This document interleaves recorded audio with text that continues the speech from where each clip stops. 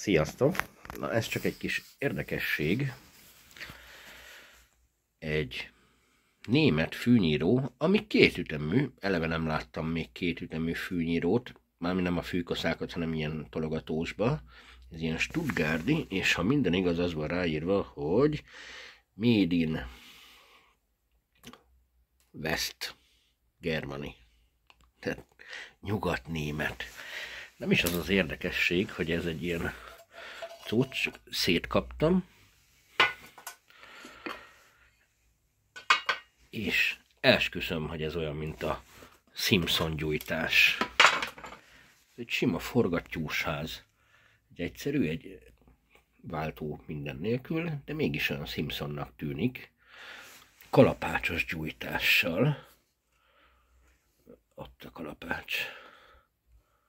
Szóval nem láttam még ilyet, nem tudom, ti láttatok egy ilyen Simpson motoros, illetve nem biztos, hogy a motor is Simpson, de a gyújtás meg az alaplap az biztos, hogy az. Még egy érdekesség, hogy bele van vezetve a magába a fűnyíró testbe a kipfogó. Hogy ez miért jó? Nem tudom. Kicsit füstöli a füvet, de vagy nem tudom. Jó. Csak ennyit akartam. Köszönöm szépen, hogy megnéztétek ezt a videót. Sziasztok! Ja, ha valakinek kommentbe leírná, hogy látott-e ilyet, vagy hogy Simpson gyújtása ez egyébként, teker, csalaplap, minden, hát kíváncsi lennék rá, hogy ha valakinek van ötlete, hogy most csak én láttam annak, vagy tényleg az, vagy valami ilyesmi. Sziasztok!